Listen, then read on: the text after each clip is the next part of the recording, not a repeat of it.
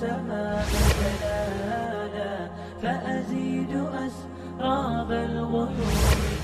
الحمد لله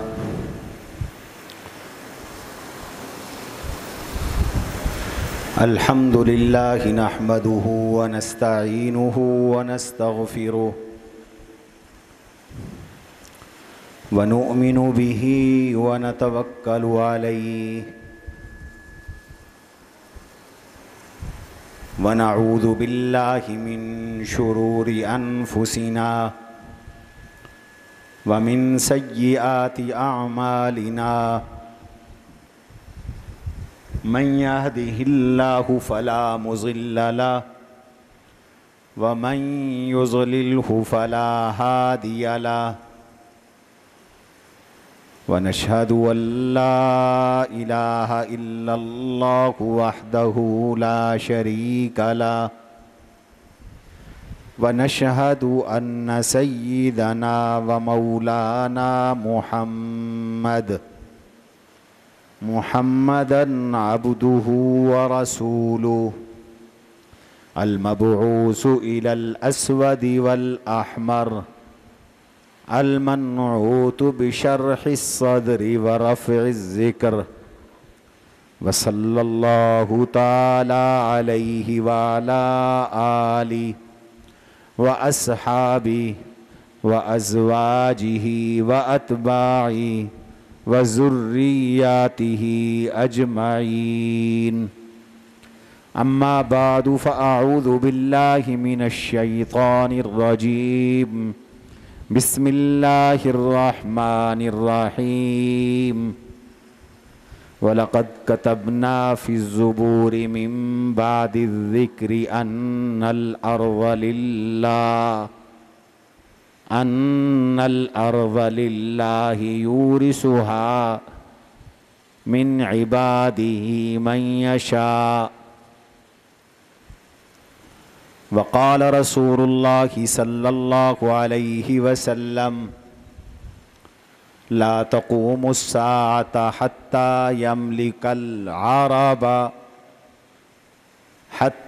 يملك العرب رجل اسمه كاسمي واسم أبيه كاسم أبيه أو كما قال رسول الله صلى الله عليه وسلم. وقال رسول الله صلى الله عليه وسلم يملأ الأرض عدلا كما ملئت جورا وظلما أو كما قال رسول الله صلى الله عليه وسلم. اللهم صل على محمد وعلى آل محمد كما صليت على إبراهيم وعلى آل إبراهيم إنك حميد مجيد.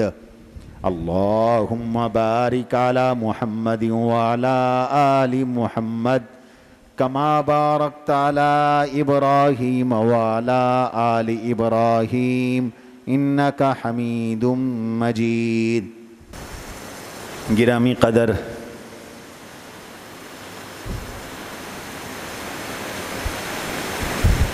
مہمانان گرامی، بزرگوں، دوستوں اور عزیز طالب علموں،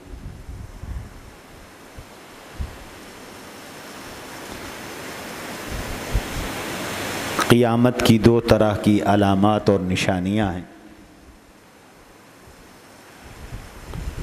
اہل علم کہتے ہیں قیامت کی کچھ نشانیاں ایسی ہیں جنہیں علامات صغریٰ کہا جاتا ہے، چھوٹی چھوٹی نشانیاں، اور کچھ نشانیاں ایسی ہیں جنہیں علامات کبریٰ کہا جاتا ہے، بڑی بڑی نشانیاں. قیامت کا علم اللہ کے سوا کسی کو نہیں ہے، لیکن قیامت کی علامات بتلائی گئی ہیں امت کو، اور وہ علامات خود حضور صلی اللہ علیہ وسلم کی بعثت سے شروع ہو گئیں. حضور نے فرمایا بعثت انا والساعہ کہاتین، میں اور قیامت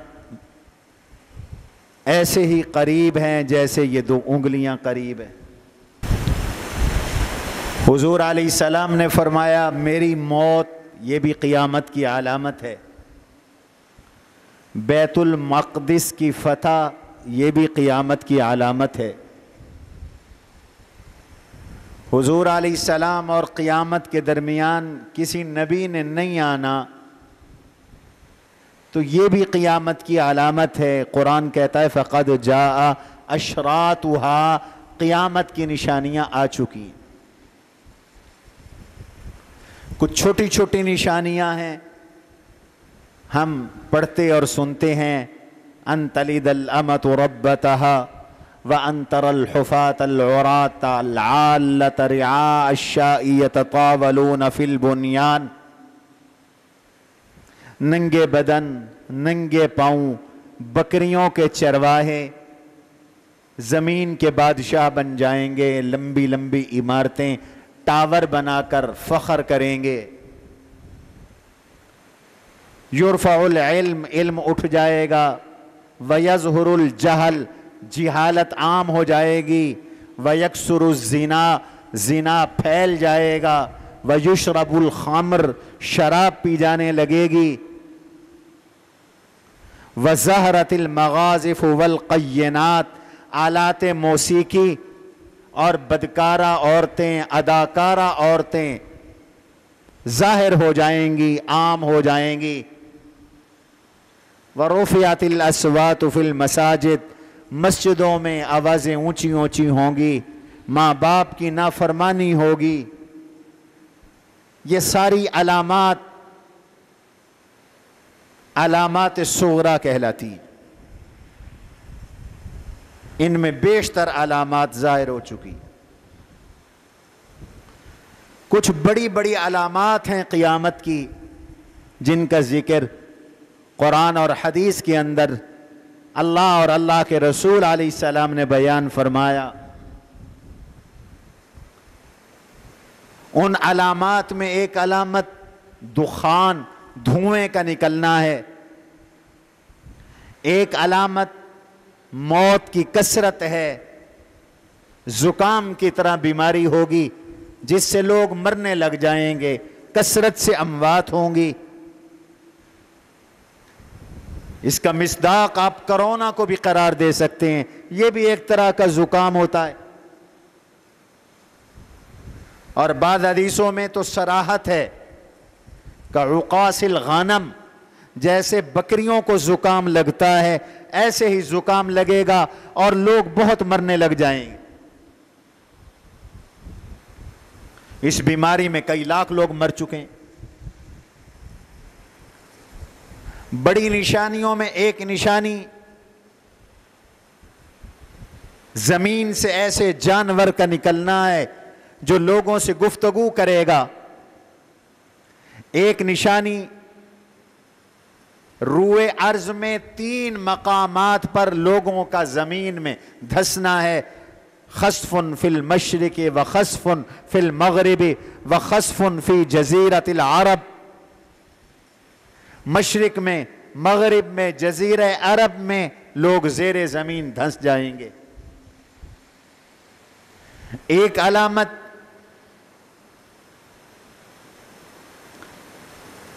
آگ کا نکلنا ہے جو مشرق سے نکلے گی اور لوگوں کو مغرب کی طرف ہانک کر لے جائے گی، اور بعض روایات میں آتا ہے یمن سے یہ آگ نکلے گی جو بالکل آخر میں ہوگی، اور لوگ آگے آگے ہوں گے، یہ آگ پیچھے پیچھے ہوگی اور لوگوں کو میدان حشر میں پہنچا دے گی۔ ایک بڑی علامت یاجوج و ماجوج کا نکلنا ہے جو عجیب الخلقت مخلوق ہوگی، جس کا ذکر قرآن کریم میں سورہ کہف میں اللہ تعالی نے فرمایا ہے، اور جگہ بھی اس کا ذکر فرمایا حتی اذا فتحت یاجوج و ماجوج وہم من کل حدب ینسلون۔ ایک بڑی نشانی حضرت مہدی رضی اللہ تعالی عنہ کا پیدا ہونا اور ظاہر ہونا ایک بڑی نشانی، دجال کا آ جانا ایک بڑی نشانی، حضرت عیسیٰ علیہ السلام کا آسمانوں سے نازل ہونا اور دجال کو قتل کرنا، یہ ساری بڑی بڑی نشانیاں ہیں، ترتیب ان کی کوئی بھی ہو سکتی ہے۔ اور ایک بڑی نشانی یہ بھی ہے کہ سورج مغرب سے نکلے گا اور ساری دنیا اس کو دیکھ کر توبہ کرے گی، ایمان لائے گی، لیکن اب کسی کا ایمان معتبر نہیں ہوگا، کسی کی توبہ معتبر اور قبول نہیں ہوگی، صرف انہی کا ایمان اور توبہ قبول اور معتبر ہوں گے جو اس سے پہلے ایمان لا چکے ہوں گے۔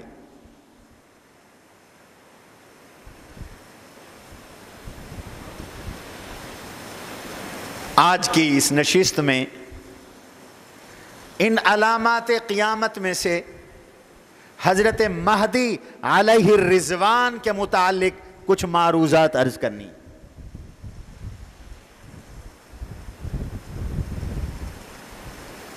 اور یہ بہت ضروری معروضات ہیں، اس لیے کہ حضرت مہدی کے بارے میں طرح طرح کے نظریات پیدا ہو گئے ہیں۔ ایک نظریہ مرزا غلام احمد قادیانی ملعون کا ہے، وہ نظریہ یہ ہے کہ مہدی اور مسیح ایک شخصیت کا نام ہے جنہوں نے قرب قیامت میں آنا ہے، اور میں وہ مہدی بھی ہوں مسیح بھی ہوں، نعوذ باللہ من ذالک، نقل کفر کفر نباشت۔ وہ کہتا ہے مہدی نے آنا تھا، احادیث میں اس کا ذکر ہے، مسیح نے آنا تھا، احادیث میں اس کا ذکر ہے، اترنا کوئی ضروری نہیں ہے، بس میں وہ مہدی بھی ہوں میں وہ مسیح بھی ہوں۔ اور پھر ترقی کرتے کرتے اس ملعون نے کہا کہ میں نبی بھی ہوں۔ اس نے 3 الگ الگ دعوے کیے، پہلا دعویٰ کیا مجدد ہونے کا اور مہدی ہونے کا، دوسرا دعویٰ کیا مسیح ہونے کا، تیسرا دعویٰ کیا نبی ہونے کا۔ جب ایک دکان اس کی تھوڑی سی چل پڑی، انگریز نے اس کی مارکیٹ بنوا دی، تو پھر اس نے دوسرا پھر تیسرا دعویٰ کر دیا۔ آج کی مجلس میں احادیث سے یہ عرض کروں گا کہ یہ نظریہ کفریہ ہے، جھوٹ پر مبنی نظریہ ہے، اس کا اسلام سے کوئی تعلق نہیں۔ ایک نظریہ روافض کا ہے، منکرین صحابہ کا ہے۔ وہ نظریہ یہ ہے کہ مہدی حضرت حسن ابن عسکری رحمہ اللہ، جو ان کے عقیدے کے مطابق 11ویں امام تھے، ان کے بیٹے محمد بن حسن عسکری کا نام ہے، جو پیدا ہوئے تھے اور پھر وہ چھپ گئے تھے اور وہ کہیں غار میں چھپے ہوئے ہیں اور قرب قیامت میں نکل کر پھر آئیں گے۔ ایک یہ نظریہ ہے، یہ نظریہ بھی صحیح احادیث کے بالکل برعکس ہے۔ ایک تیسرا نظریہ ہے، کچھ لوگوں نے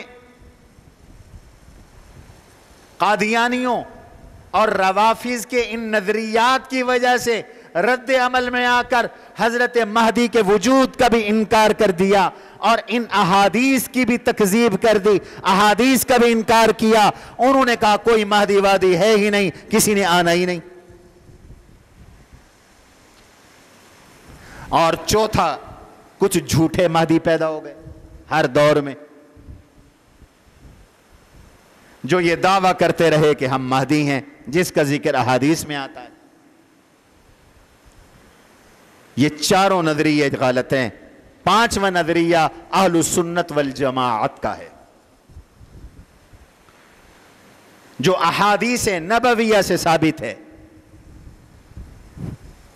یاد رکھیے کہ حضرت مہدی کے بارے میں احادیث اور یہ نظریہ مانوی طور پر متواتر ہے، इमाम इब्न तैमिया रहमहुल्लाह फरमाते हैं कि मानवी तवातुर है इस नजरिए में कि कुर्ब क़यामत में हजरत महदी ने आना है और मुसलमानों को नजात दिलानी है और उनका ईसाइयों से मुकाबला होना है और उन्होंने ईसाइयों पे गलबा पाना है और उनकी जिंदगी में दज्जाल ने आना है और फिर उनकी जिंदगी में दज्जाल के कत्ल के लिए ईसा अलैहिस्सलाम ने आसमानों से उतरना है और उनकी 49 साल उम्र होनी है और 1 साल उन्होंने हजरत ईसा के साथ गुजारना है। ये रिवायात तिर्मिज़ी में, अबू दाऊद में, इब्न माजा में, मुस्नद अहमद में, मजमुअज़ ज़वाइद में और बहुत सी कुतुब में मौजूद है। और पहले दर्जे की जो हदीस की किताबें हैं उनमें सही मुस्लिम के अंदर नाम नहीं है, लेकिन इस बात की सराहत है कि आखिर जमाने के अंदर मुसलमानों का एक बादशाह बनेगा जिससे ईसाइयों की जंग होगी और वो फतह पाएगा। और इसकी भी सराहत है कि उसकी मौजूदगी में दज्जाल का ज़ुहूर होगा, हजरत ईसा अलैहिस्सलाम आसमानों से उतरेंगे और वो उनको ईसा अलैहिस्सलाम मुसल्ले पे आगे करेंगे, खुद नमाज नहीं पढ़ाएंगे, उनके पीछे नमाज अदा करेंगे। ये इजमाली हदीस सही मुस्लिम में है और इसकी तफसीलात दूसरे दर्जे की हदीस की किताबों के अंदर मौजूद है। यहां चूंकि उलमा भी मौजूद है इसलिए मैं कुछ इल्मी इस्तिलाहात इस्तेमाल कर रहा हूं। होगा क्या, महदी कौन होंगे, कैसे आएंगे, क्या हालात होंगे। हुजूर अलैहिस्सलाम ने मुख्तलिफ मवाक़े पर तारुफ भी पेश किया हजरत महदी का और मुख्तलिफ मवाक़े पर हालात भी बतलाए, लेकिन हदीस तारीख नहीं है और हुजूर मुअर्रिख नहीं है, इसलिए इन वाक़यात में कोई तरतीब आपने जिक्र नहीं फरमाई। लेकिन जो बातें हुजूर अलैहिस्सलाम ने बतलाई मैं उनका खुलासा पेश करता हूं, जिससे बाकी सारे नजरियात का बुतलान वादे हो जाएगा, उनकी तरदीद हो जाएगी। आलु सुन्नत वल जमात को अपने नजरिए का पूरा इल्म होना चाहिए। और एक और मजे की बात आपको बतलाऊं, तमाम आसमानी किताबें, बाइबल अगरचे वो मुहर्रफ है लेकिन उसके अंदर भी इसकी सराहत मौजूद है कि कुर्ब क़यामत में एक बादशाह आएगा जो नजात दहंदा होगा, नेक और साले होगा। यह नजरिया सिर्फ इस्लाम में नहीं है, यह पिछली उम्मतों में भी था। और अल्लाह ने कुरान में भी कहा वलक़द कतबना फ़िज़्ज़ुबूरि मिन बादिल अर्ज़ मिन बादिज़ ज़िक्र, हमने ज़ुबूर में यह लिखा था अन्नल अर्ज़ लिल्लाह, ये जमीन अल्लाह के लिए है, अल्लाह अपनी इस जमीन का वारिस और हाकिम नेक बंदों को बनाएंगे।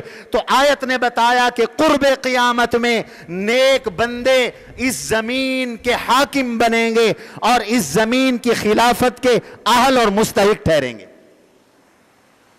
कुरान का हर हुक्म सच्चा है। आज तो इबादियत सालिहीन नहीं है, इबादियत सालिहून नहीं है जमीन में, लेकिन थे फिर आएंगे। खलफाए राशिदीन के जमाने में पूरी जमीन, हजरत अमीर मुआविया के जमाने में पूरी रूए अर्ज पर नेक लोगों की हुकूमत नहीं आई।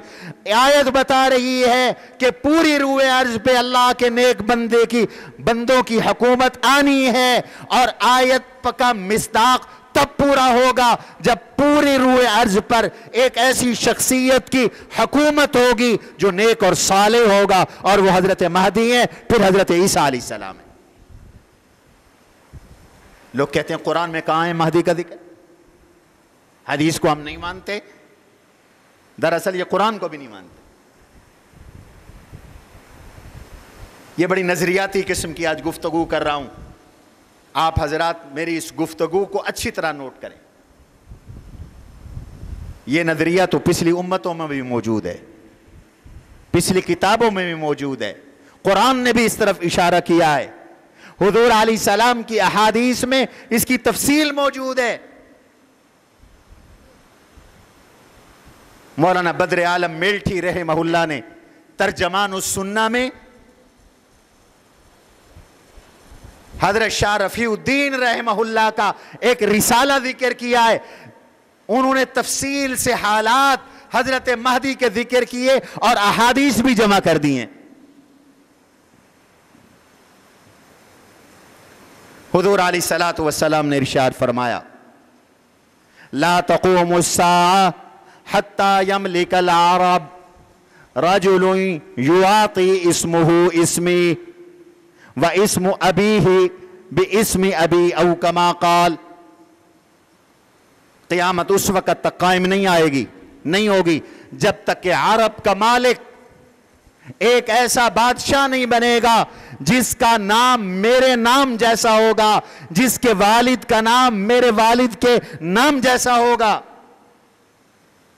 اور ایک حدیث میں آتا ہے حضور علیہ السلام نے ارشاد فرمایا، اگر قیامت میں ایک دن بھی باقی ہوا، ایک دن بھی قیامت کے آنے میں باقی ہوا، میرا اللہ اس ایک دن کو لمبا کر کے ایک ایسا آدمی بادشاہ بنائیں گے، یملأ الارض عدلا، جو زمین کو عدل سے، انصاف سے، اللہ کے فیصلوں کے مطابق بھر دے گا۔ جیسے زمین پہلے ظلم سے لبریز تھی، ایسے وہ شخص زمین کو عدل سے بھر دے گا۔ کیا نام ہوگا اس کا؟ کئی حدیثوں میں یواطئ اسمہ اسمی، اس کا نام میرے نام جیسا ہوگا اور اس کے باپ کا نام میرے والد جیسا ہوگا۔ اور حضرت ام سلمہ فرماتے ہیں المہدی من عطرت فاطمہ، حضرت مہدی حضرت فاطمہ کی اولاد سے ہوں گے۔ حضرت علی رضی اللہ تعالیٰ عنہ نے سیدنا حسن رضی اللہ تعالیٰ عنہ اپنے لخت جگر کو دیکھا تو دیکھ کے فرمانے لگے، ھذا ابنی سید، یہ میرا بیٹا ہے، جیسے اللہ کے نبی علیہ السلام نے ارشاد فرمایا ہے، اور اس کی نسل سے اللہ ایک آدمی پیدا کرے گا، اسمہ کا اسم نبی، جس کا نام میرے نبی جیسا ہوگا، یشبہہ خلقا ولا یشبہ خلقا، جس کے اخلاق، جس کے عادات، جس کے اطوار، جس کے طور و طریقے، جس کے عادات حضور علیہ السلام جیسی ہوں گی، اور شکل و صورت بعینہ ہی حضور جیسی نہیں ہوگی، لیکن وہ میرے بیٹے حسن کی اولاد ہوگا۔ یہ میں روایات پیش کر رہا ہوں۔ اس سے معلوم ہوتا ہے مہدی لقب ہے خلیفے کا، ایک خلیفہ آئیں گے جن کا لقب مہدی ہوگا۔ مہدی کا معنی ہدایت یافتہ، ہدایت دیا ہوا، جو ہدایت پر ہے اس کو مہدی کہتے ہیں، اور نام ان کا محمد ہوگا، اور علماء نے ان کی کنیت ابو عبداللہ لکھی ہے، اب ابو عبداللہ کنیت ہوگی، نام محمد ہوگا، لقب مہدی ہوگا، والد کا نام حضور کے والد والا یعنی عبداللہ ہوگا، اور والدہ کا نام بعض روایات کے مطابق حضور کی والدہ والا آمنہ ہوگا۔ میری بات سمجھ میں آ رہی؟ یہ آئیں گے، پیدا ہوں گے۔ حضور نے قبیلے کا نام بھی بتا دیا، وہ میری نسب میں سے ہوگا، نسل میں سے ہوگا، عطرت میں سے ہوگا۔ سیدہ ام سلمہ نے صاف فرما دیا حضرت فاطمہ کی اولاد ہوں گے، حضرت علی نے صاف فرما دیا میرے بیٹے حسن کی اولاد ہوں گے۔ اور بعض روایات سے معلوم ہوتا ہے والد کے اعتبار سے وہ حسنی ہوں گے اور والدہ کے اعتبار سے حسینی ہوں گے، نجیب الطرفین ہوں گے۔ ان کے والد حضرت حسن کی اولاد میں سے، ان کی والدہ سیدنا حسین رضی اللہ تعالیٰ عنہ کی اولاد میں سے، گویا کہ یہ عطرت نبی ہیں، یہ آل بیت نبی میں سے ہیں، حضور کے خاندان میں سے ہیں۔ نام محمد ہے، والد کا نام عبداللہ ہے، والدہ کا نام آمنہ ہے، مہدی لقب ہے، ابو عبداللہ کنیت ہے۔ اور حضرت علی سے یہ بھی منقول ہے مدینہ میں پیدا ہوں گے، صراحت ہے، پیدا ہوں گے۔ اب یہ نظریہ کہ وہ غار میں چھپے ہوئے ہیں حدیث کی روح سے غلط ہے، عقل کے بھی خلاف ہے، نقل کے بھی خلاف ہے۔ نبیوں میں بھی بشری تقاضے ہوتے ہیں۔ حضور غار ہیرا میں رہے جاتے تھے، صحیح بخاری کی روایت میں وَكَانَ يَخْلُو بِغَارِ حِرَا فَيَتَحَنَّسُ، عبادت کے لیے جاتے تھے، وَيَتَزَوَّدُ، اور توشہ لے کے جاتے تھے، سامان خرد و نوش لے کے جاتے تھے، ستو لے کے جاتے تھے، اور جب وہ ختم ہوتا فَيَرْجِعُ إِلَىٰ آلِهِ فَيَتَزَوَّدُ، پھر گھر واپس آتے، سیدہ خدیجہ کے پاس آتے، پھر وہ کھانا اور توشہ دان بنا دیتی، وہ ستو بنا دیتی، لے کے پھر غار ہیرا میں آتے، وہ ختم ہو جاتا، پھر واپس آتے۔ حضور کو بھوک بھی لگتی تھی، حضور کو پیاس بھی لگتی تھی، حضور غار ہیرا میں رہ کے کھاتے بھی تھے، پیتے بھی تھے، اور جب یہ سامان ختم ہوتا واپس آتے تھے۔ یہ کیسے مہدی ہیں جو 600 سال، جو 800 سال سے، 1000 سال سے غار کے اندر موجود ہیں، نہ انہیں بھوک لگتی ہے نہ پیاس لگتی ہے؟ یہ عقل کے بھی خلاف، نقل اور حدیث کے بھی خلاف۔ ارے بھائی کچھ سوچو تو صحیح۔ پھر اللہ کی زمین پر ظلم ہو رہا ہے، نا انصافی ہو رہی ہے، کفر پھیل رہا ہے، تو وہ کیوں اندر ہے؟ انہیں باہر آنا چاہیے۔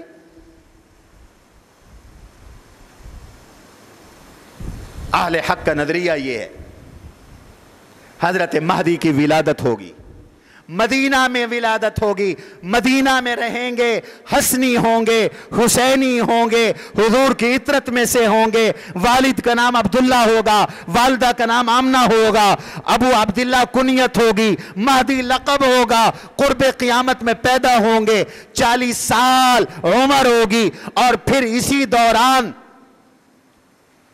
مسلمانوں کا خلیفہ فوت ہو جائے گا۔ اب جھگڑا ہوگا خلیفہ کس کو بنائیں؟ لوگوں کو حضرت مہدی کی تلاش ہو، چونکہ احادیث موجود ہے، انہوں نے سن رکھا ہوگا، یہ چھپ کر مدینہ سے نکل کر مکے آ جائیں گے، اس لیے کہ لوگ میرے ہاتھ پہ بیعت نہ کریں، لوگ مجھے خلیفہ نہ بنائیں۔ یہ ساری روایات احادیث میں آتی ہیں، یہ ساری تفصیل روایات میں آتی ہے، چھپ کے مکے آ جائیں گے۔ نیک لوگ عہدے مانگا نہیں کرتے، عہدوں سے بچا کرتے ہیں۔ آج حب جاہ کی بیماری پیدا ہو گئی ہے لوگوں میں، ہر بندہ چاہتا ہے مجھے منصب ملے، مجھے عہدہ ملے، مجھے شہرت ملے۔ حضرت مہدی عہدوں سے اجتناب کریں گے، تمام اللہ والے عہدوں سے بچتے رہے، منصب سے بچتے رہے، زبردستی انہیں منصب دیا گیا، اور جناب رسول اللہ صلی اللہ علیہ وسلم نے ارشاد فرمایا ہے کہ جس نے منصب اور عہدہ طلب نہیں کیا اور اس کو منصب مل گیا، اس کے ساتھ اللہ کی مدد ہوگی، اور جس نے منصب مانگا، خواہش کی، اور پھر اسے منصب ملا، اس کے ساتھ اللہ کی مدد نہیں ہوگی، اس کے ساتھ اللہ کی مدد نہیں ہوگی۔ جمہوریت میں منصب مانگا جاتا ہے، خلافت میں منصب سپرد کیا جاتا ہے۔ یہ جمہوریت اور خلافت میں فرق ہے۔ یہاں تو مجھے درخواست دینی پڑے گی کہ میں ایم بننا چاہتا ہوں، میرے یہ تجویز کنندہ ہیں، یہ تائید کنندہ ہیں۔ خلافت میں ایسا نہیں ہوتا، وہ چھپ کر مکے آ جائیں گے، اور مکہ مکرمہ میں بیت اللہ کا طواف کریں گے حضرت مہدی، اور مقام ابراہیم اور حجر اسود کے درمیان نفل پڑھ رہے ہوں گے، لوگ انہیں پہچان لیں گے اور لوگ ان کو پہچان کر ان سے درخواست کریں گے کہ ہم آپ کے ہاتھ پر بیعت کرتے ہیں۔ ان کے ہاتھ پر لوگ بیعت کریں گے، آسمان سے آواز آئے گی، ہذا خلیفۃ اللہ المہدی فبایعوہ، یہ اللہ کا خلیفہ مہدی ہے، اس کے ہاتھ پہ بیعت کرو۔ شروع میں تھوڑے لوگ ہوں گے جو ان کے ہاتھ پہ بیعت کریں گے، اور پھر جب بیعت ہوگی تو شام کے ابدال، حدیث میں آتا ہے، صراحت ہے، شام کے ابدال ایک عہدہ، ایک منصب ہے نیک لوگوں کا، اور ابدال کا لفظ بھی حدیث میں آتا، اور کہتے ہیں کعبۃ اللہ میں تقریباً 40 ابدال ہر وقت موجود رہتے، ایک فوت ہو جاتا ہے اللہ کسی اور کو بنا دیتے، وہ بیت اللہ میں موجود رہتے۔ شام کے یہ ابدال حضرت مہدی کے ہاتھ پہ بیعت کریں گے، حضرت مہدی کہیں گے کسی اور کو خلیفہ بنا لو، لوگ کہیں گے نہیں ہمیں آپ ہی چاہیے، ہم نے آپ کو خلیفہ بنانا ہے، بالآخر حضرت مہدی کو خلیفہ بنا دیا جائے گا۔ حضرت مہدی بیت اللہ میں خطبہ ارشاد فرمائیں گے اور پھر باہر نکلیں گے۔ یہ حالات احادیث میں آتے ہیں۔ سفیانی، حضرت ابو سفیان رضی اللہ عنہ کی اولاد سے ایک بادشاہ ہوگا حضرت مہدی سے پہلے، جو سادات کو قتل کر دے گا، سادات کو شہید کر دے گا۔ حضرت مہدی کا سب سے پہلے مقابلہ اس کے ساتھ ہوگا۔ اس کا لشکر حضرت مہدی کے خلاف لڑنے کے لیے مقام بیضا تک پہنچے گا۔ یہ مکے اور مدینے کے درمیان ایک جگہ کا نام ہے مقام بیضا، وہاں تک پہنچے گا۔ زمین پھٹے گی، وہ زمین میں دھسا دیے جائیں، وہ زمین میں دفن ہو جائیں۔ حضور نے فرمایا نیک بھی دھس جائیں گے، بد بھی دھس جائیں گے، قیامت میں اللہ فرق کریں گے، جو ان میں نیک لوگ ہوں گے ان کو جنت میں بھیجیں گے، جو ان میں بدکار ہوں گے وہ جہنم میں جائیں گے، اس لیے کہ جب اللہ کا عذاب آتا ہے پھر نیک اور بد کی تمیز نہیں ہوتی۔ جیسے تم آٹا گندم پیستے ہو، ساتھ گھن بھی پیستا ہے، وَاتَّقُوا فِطْرَةَ اللَّهِ تُصِيبَنَّ الَّذِينَ ظَلَمُوا مِنْكُمْ خَاصَّةً، اللہ نے کہا اس فتنے سے بچو جو صرف ظالموں کو نہیں پہنچا کرتا، ہر ایک کو پہنچتا ہے۔ پھر فرق قیامت کے دن ہوگا، جو بے قصور ہوں گے وہ جنت میں جائیں گے، جو قصوروار ہوں گے وہ جہنم میں جائیں گے۔ لیکن دنیا میں جب آفت آتی ہے پھر سب پہ آتی ہے، سب پہ آفت آتی ہے، سب پہ مصیبت آتی ہے۔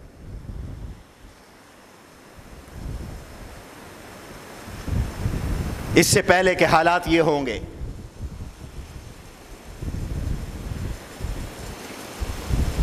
روم کا بادشاہ، روم اٹلی کو کہتے ہیں، آپ یورپ سمجھ لیں آج کی اصطلاح کے مطابق۔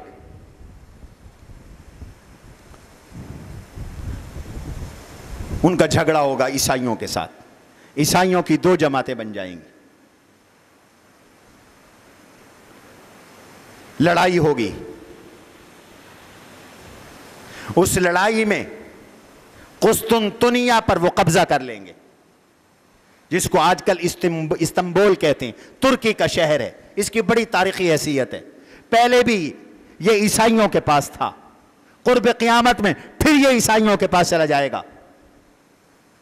اس کا دوسرا فریق، بادشاہ کا مخالف فریق اور مسلمانوں کا بادشاہ، ترکی سے، یورپ سے شام آ جائیں گے۔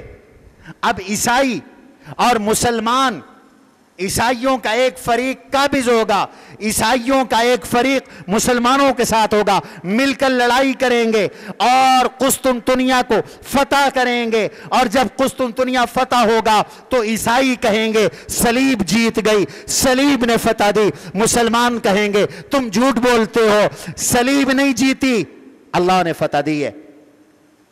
اس پر دونوں فوجیں لڑ پڑیں گی آپس میں۔ اب عیسائی اکٹھے ہو جائیں گے، مسلمان الگ ہو جائیں گے،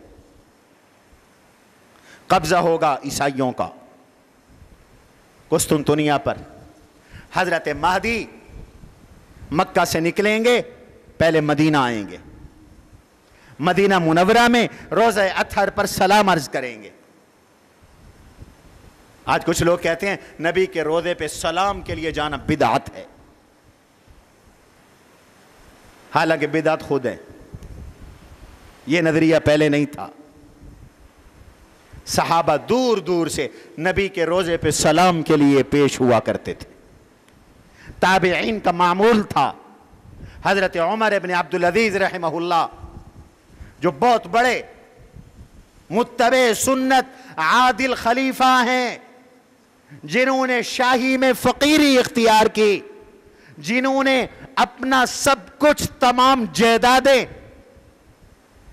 بیت المال میں جمع کرا دیں کہ یہ سرکاری خزانے سے ہمارے بڑوں نے بنائی تھیں، وہ عمر ابن عبدالعزیز ہر جمعے کو دمشق سے ایک آدمی بھیجتے تھے جو مدینے آتا تھا اور حضور کے روضے پر آ کر عمر ابن عبدالعزیز کی طرف سے سلام پیش کرتا تھا، سلام پیش کرتا تھا۔ ہم تو مدینے جاتے اسی نیت سے ہیں کہ حضور کے روضے کی زیارت کریں گے، حضور کے روضے پہ سلام عرض کریں گے۔ اللہ ہمیں اس کی بار بار توفیق نصیب فرمائے۔ ہمارے اکابر علماء دیوبند کا تو یہ نظریہ ہے کہ حضور کے روضے کی زیارت کی نیت سے سفر کرنا افضل القربات میں سے ہے، افضل المستحبات میں سے ہے۔ سفر کر کے جاؤ رسول اللہ کے روضے پر اور جا کر سلام عرض کرو۔ اور حضور علیہ الصلوۃ والسلام نے فرمایا ہے جو مدینے صرف مجھ پہ سلام عرض کرنے کی نیت سے آئے، کل قیامت کے دن اس کے لیے سفارش کروں گا، شفاعت کروں گا۔ حضرت مہدی حضور کے روضے پہ حاضری دے کر شام تشریف لے جائیں گے۔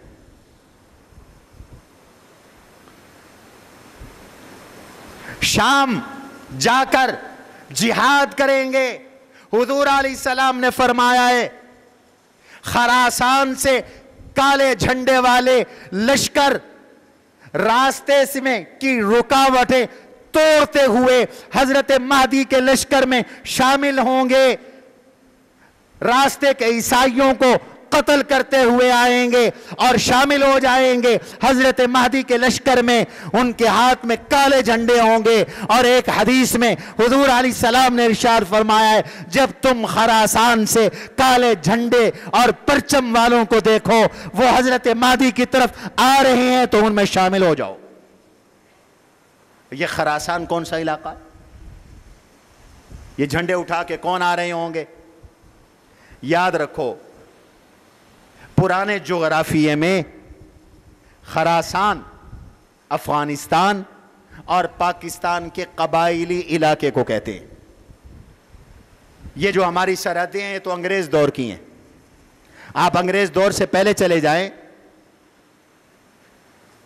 محدثین کی بھی اصطلاحات ہیں، فقہا کی بھی اصطلاحات ہیں، اس خطے کو خراسان کہتے تھے۔ اور ایسے لگتا ہے کہ آج جو افغانستان میں جن لوگوں کی حکومت ہے طالبان، کیا بعید ہے، مستقبل کا علم تو اللہ کو ہے، اس وقت کیا حالات ہوں گے، لیکن جو حالات نظر آ رہے ہیں، محسوس ہو رہے ہیں، اندازہ کیا جا سکتا ہے کہ ان جیسی کوئی جماعت ہوگی جن کی افغانستان میں حکومت ہوگی، حدیث میں صراحت آئی ہے ان کا امیر ایک لشکر بھیجے گا حضرت مہدی کی نصرت کے لیے، حضرت مہدی کے لشکر میں شامل ہونے کے لیے۔ وہ کالے کالے جھنڈے لے کے چلیں گے، راستے کی رکاوٹیں توڑتے ہوئے آئیں گے. اگر کوئی افغانستان سے چلے تو راستے میں ایران بھی پڑتا ہے, راستے میں عراق بھی پڑتا ہے, راستے میں کویت بھی پڑتا ہے, کویت سے پھر سعودیہ پڑتا ہے, اور سعودیہ سے پھر شام, اور پھر اس کویت سے شام کا اور سعودیہ کا سفر قریب قریب ہے. یہ ساری رکاوٹیں دور کر کے وہ حضرت مہدی کے لشکر میں شامل ہوں گے. اور بعض روایات میں یہ بھی آتا ہے کچھ لشکر کالے جھنڈے والے حضرت مہدی کے خلاف بھی آئیں گے.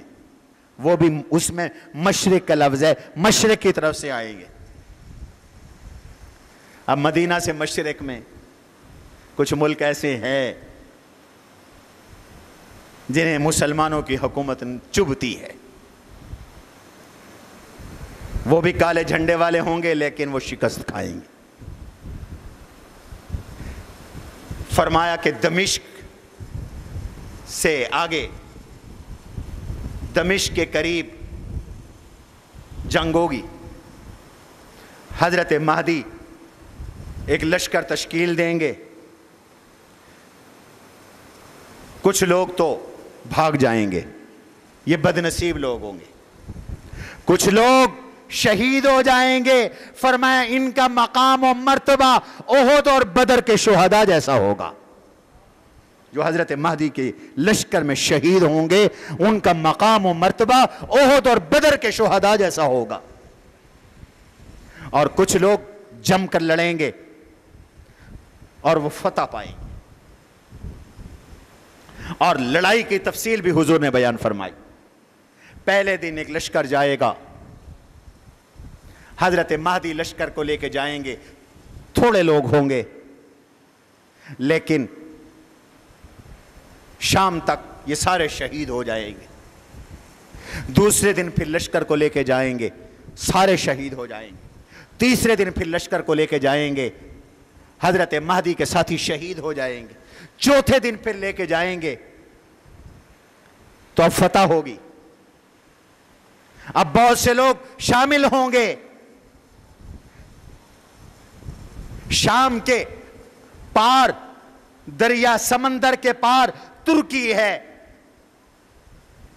حضرت مہدی 70,000 کا لشکر باہری بیڑوں کے ذریعے ترکی بھیجیں گے, قسطنطنیہ کو بھیجیں گے. وہ قسطنطنیہ کی فصیل کے پاس پہنچیں گے. 70,000 مجاہدین وہ نعرہ لگائیں گے, نعرہ تکبیر, اللہ اکبر کا نعرہ لگائیں گے. اتنی زور سے اللہ اکبر کا نعرہ بلند ہوگا, فصیل ٹوٹ جائے گی. لشکر قسطنطنیہ میں داخل ہو جائے گا اور پورے قسطنطنیہ پر مسلمانوں کا قبضہ ہو جائے گا. قسطنطنیہ اسلام کے اندر آ جائے گا. فرمایا اسی اسنا میں شیطان خبر پھیلا دے گا کہ دجال آ چکا ہے. حضرت مہدی شام کی طرف واپس چلیں گے. پہنچنے سے پہلے کچھ آدمی بھیجیں گے, جاؤ تحقیق کر کے آؤ. حضور نے فرمایا میں ان آدمیوں کے نام بھی جانتا ہوں, ان کے قبیلوں کے نام بھی جانتا ہوں, ان کے باپ کے نام بھی جانتا ہوں. حضور نے یہ پیشین گوئی دی. وہ آ کر بتائیں گے یہ جھوٹ ہے, ابھی دجال نہیں نکلا. حضرت مہدی یہیں رک جائیں گے, انتظامات کی طرف توجہ دیں گے, عدل کریں گے, انصاف کریں گے. اتنی بارشیں برسیں گی کہ جتنا آسمان پہ بادلوں میں پانی ہے سب برسے گا, زمین اگائے گی, مال عام ہوگا. جو آئے گا حضرت مہدی چلو بھر بھر کر اسے سونا دیں گے, چاندی دیں گے.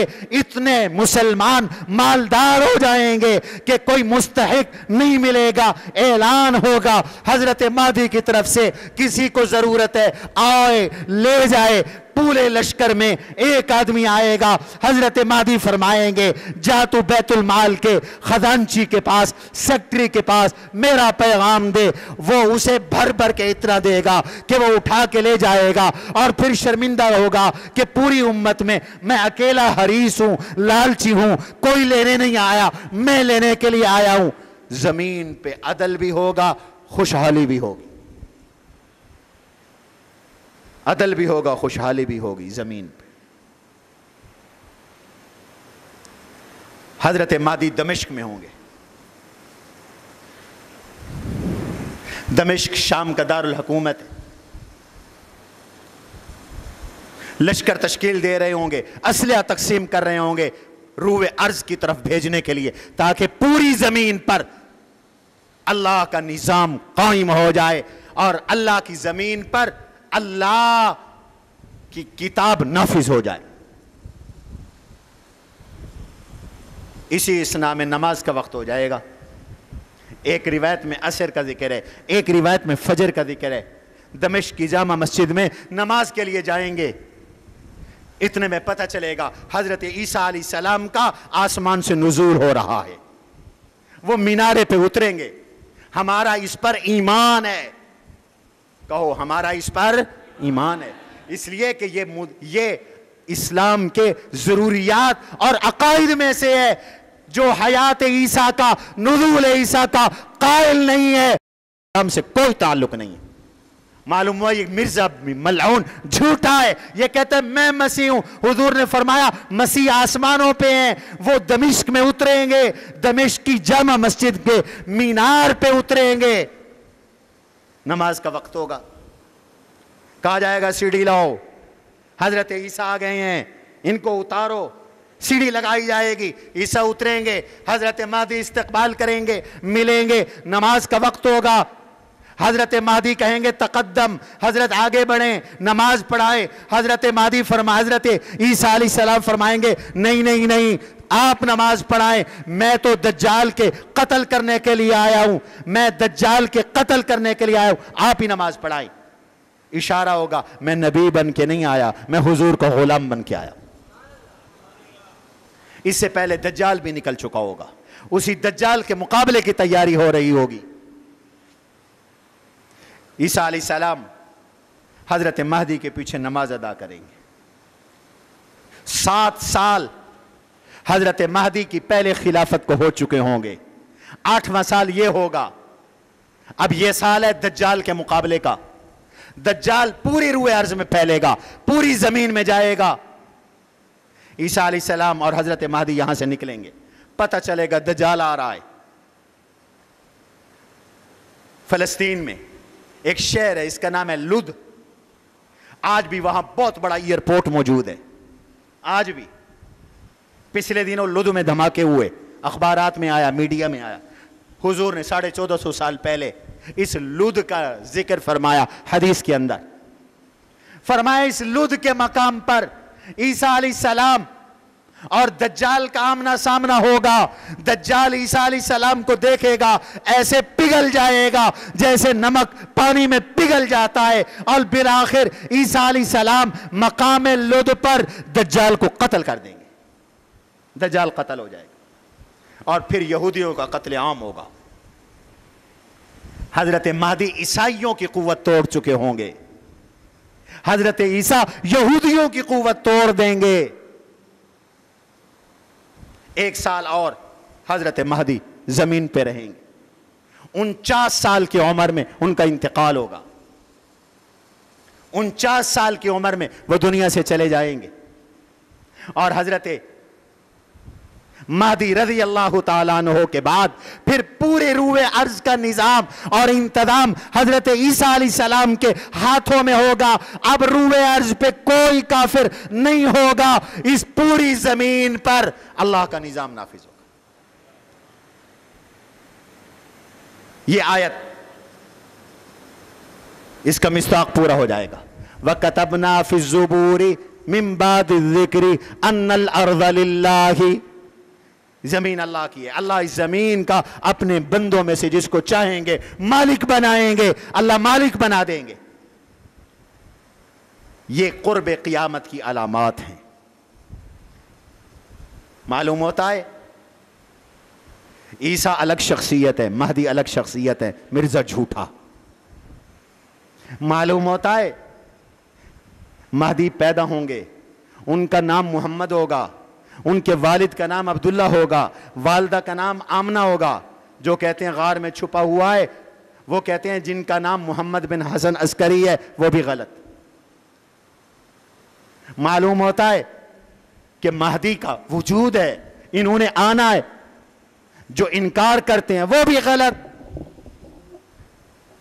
معلوم ہوتا ہے وہ حضرت عیسیٰ کے ساتھی ہوں گے، ان کی موجودگی میں دجال بھی آئے گا، عیسیٰ کا نزول، عیسیٰ علیہ السلام کا نزول بھی ہوگا. لہذا کوئی اور اگر ماضی میں یہ دعویٰ کر چکا ہے یا آج دعویٰ کرتا ہے کہ میں مہدی ہوں، وہ بھی غلط، وہ بھی جھوٹا. اللہ ہمیں دین کی صحیح سمجھ نصیب فرمائے، صراط مستقیم نصیب فرمائے. سبحان ربک رب العزت عما یصفون. ہاں ایک اہم اعلان باقی ہے. انشاءاللہ 7 اکتوبر ملتان میں قلعہ کوہنہ قاسم باغ میں ختم نبوت کانفرنس ہو رہی ہے، بہت بڑا اجتماع ہو رہا ہے. اس سے پہلے 5 اکتوبر کو ہماری اسی جامع مسجد میں انشاءاللہ ختم نبوت کانفرنس ہوگی، جس میں ہمارے ختم نبوت کے مبلغ، ختم نبوت کے امیر اور بہت بڑے بزرگ اور شیخ حضرت مولانا پیر ناصر الدین خاکوانی صاحب دامت برکاتہم، حضرت مولانا اللہ وسایہ صاحب دامت برکاتہم اور بہت سے علماء تشریف لائیں گے. آپ علاقوں کے اندر یہ پیغام پہنچا دیں. یہ ہمارا ماہنامہ صدائے فاروقیہ بہت قیمتی رسالہ ہے، نہایت علمی مضامین، ایسے موضوعات جن پہ کوئی نہیں لکھتا. یہ باہر سے آپ کو ملے گا. ہر ساتھی 2 لے کے جائے. 50 روپے کا ہے، 100 روپے کے کم از کم 2 لے جاؤ. ایک خود رکھو اپنے گھر، بچوں کو پڑھاؤ، ایک آگے تقسیم کر دو. وما علینا الا البلاغ.